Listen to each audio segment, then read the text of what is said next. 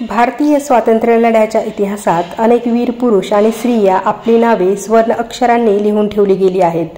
त्यामध्ये सर्वात अग्रक्रमाचे ज्यांचं नाव घेतलं जातं ती म्हणजे झाशीची राणी, राणी लक्ष्मीबाई। मी माझी झाशी देणार नाही, हे तिचे शब्द आजही प्रत्येक भारतीयाच्या हृदयात गगनभेदी घोषाप्रमाणे गुंजतात। राणी लक्ष्मीबाई यांचा जन्म 19 नोव्हेंबर 1828 रोजी वाराणसी येथे झाला। त्यावेळी त्यांचे नाव होते मणिकर्णिका तांबे। वडील मोरोपंत तांबे हे पेशव्यांचे दप्तर सांभाळत आणि आई भागीरथीबाई धार्मिक व संस्कार संपन्न होत्या। दुर्दैवाने मनू लहान असताना तिच्या आईचं निधन झालं। त्यावेळी तिचं संगोपन वडिलांनीच केलं। लहानपणापासूनच मनू धाडसी, चपळ व बुद्धिमान होती। ती खेळामध्ये नेहमी मुलांबरोबर असे। तलवारबाजी, घोडेस्वारी, धनुर्विद्या याचा तिला प्रचंड छंद होता। वाराणसीतील नाना फडणवीस यांचा नातू नानासाहेब पेशवा व त्यांचे मित्र तात्या टोपे हे तिचे बालपणीचे सहकारी होते। खेळताना ती नेहमी राजा राणी सेना असे खेळ रचत असे आणि स्वतः नेहमी राणीची भूमिका करीत असे। लहानपणापासून तिच्या डोळ्यात नेतृत्वाची ठिणगी होती। झाशीची राणी होण्यापर्यंतचा प्रवास 1842 मध्ये झाशीचे महाराज गंगाधरराव निवळकर यांच्याशी तिचा विवाह झाला। विवाहानंतर तिचे नाव ठेवले गेले लक्ष्मीबाई।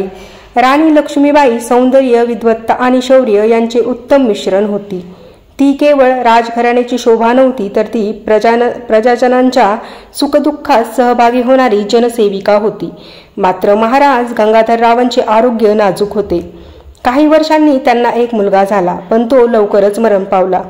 यामुळे गंगाधरराव फारच खचले। शेवटी 1853 मध्ये त्यांनी एक मुलगा दत्तक घेतला। त्याचे नाव ठेवले दामोदरराव। पण त्यानंतर थोड्याच दिवसात महाराजांचे निधन झाले। इंग्रजांनी अन्यायकारक धोरणे त्या काळात भारतात ईस्ट इंडिया कंपनीची सत्ता वाढली होती। गव्हर्नर जनरल डलहौसीने लॅफ्सचा सिद्धांत आणला होता। या नियमानुसार जर एखाद्या राजाला नैसर्गिक वारस नसेल तर त्याने घेतलेली दत्तक मुलाला इंग्रज मान्यता देत नसत। अशा वेळी त्या राज्यावर इंग्रजांचा कब्जा होत असे। याच सिद्धांताचा आधार घेत इंग्रजांनी झाशी गिळंकृत करण्याचा प्रयत्न केला। त्यांनी लक्ष्मीबाईच्या दत्तक मुलाला गादीवर वारस मानण्यास नकार दिला। राणीने स्पष्टपणे सांगितले, मी माझी झाशी देणार नाही। स्वातंत्र्य संग्रामाची ठिणगी 1857 मध्ये संपूर्ण भारतभर उठाव झाला। मेरठपासून सुरू झालेली ही क्रांती झाशीपर्यंत पोहोचली।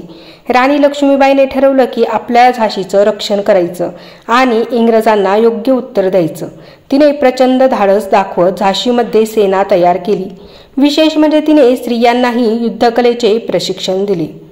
झलकारीबाई, सुंदर मुंदर, खानू यासारख्या वीर स्त्रिया तिच्यासोबत होत्या।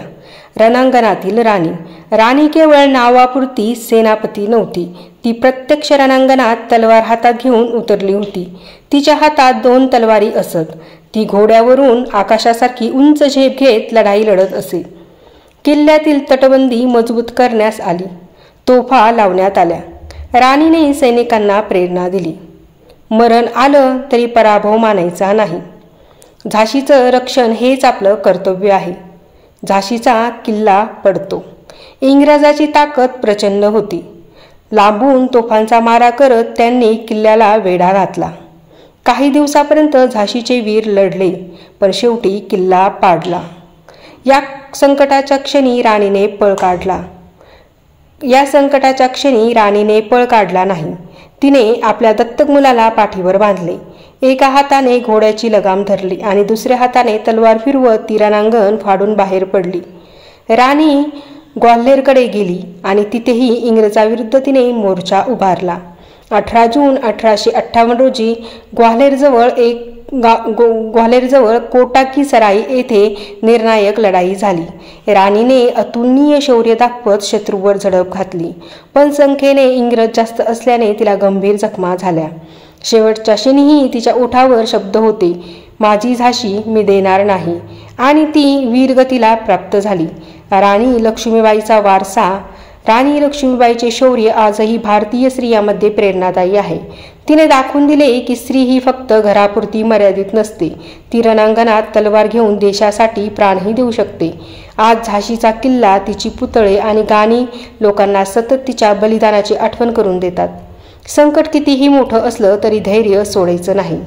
अन्यायाविरुद्ध उभं राहणं हेच खरं कर्तव्य आहे. स्त्रियांमध्ये अपार शक्ती दडलेली आहे. योग्य वेळी ती ज्वालामुखीसारखी प्रगट होते. देशासाठी बलिदान दिलं तर व्यक्तीचं नाव अमर होतं.